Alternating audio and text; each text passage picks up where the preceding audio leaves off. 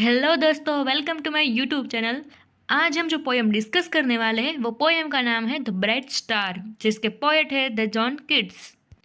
अगर बात करें जॉन किट्स की तो उनका जन्म हुआ था 31 अक्टूबर 1795 लंदन में और डेथ हुई थी 23 फरवरी 1821 में।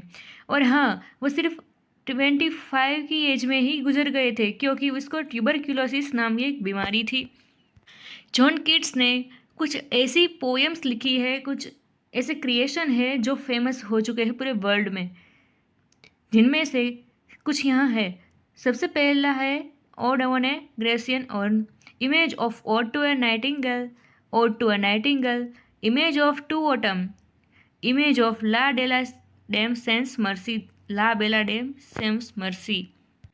अब डिस्कस करते हैं इस पोयम को। तो सबसे पहली लाइन है bright star would I were steadfast as थावाट, यानी कि है चमकते तारे मैं शायद तेरे जैसा स्थिर होता, तुम्हारे जैसा एकदम स्थिर, स्टीड फास्ट यानी कि स्थिर होता।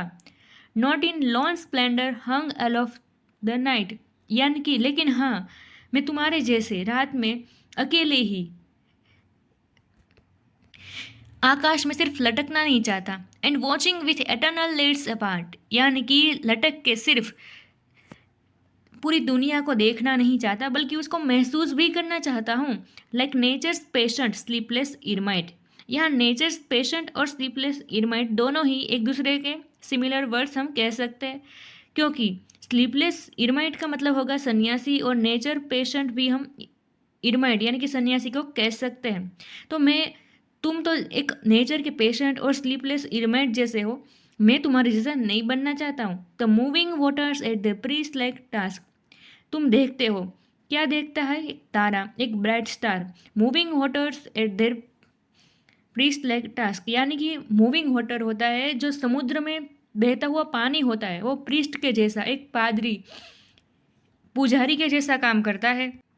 Of pure evolution round earth human शोर, यानी कि जैसे समुद्र में बहता हुआ पानी है, वो जब किनारे पर आता है तो किनारे पर जितना भी कचरा होता है उसे साफ कर देता है, वैसे ही कोई ह्यूमन है, चाहे कितना भी पापी हो, कोई पुजारी, कोई संत, कोई प्रीस्ट, उसके सभी पाप धो डालते हैं।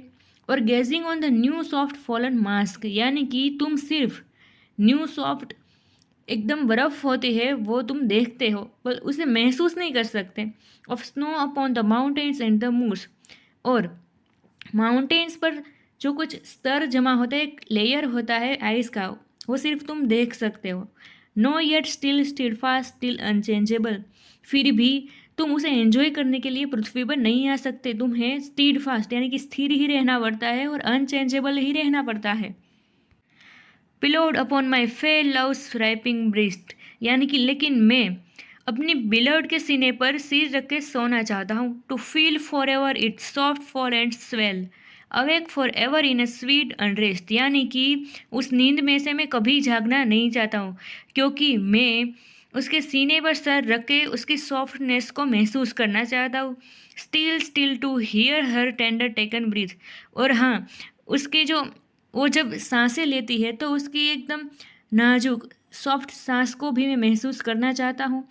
एंड सो लाइव एवर, इसीलिए मैं जी रहा हूँ।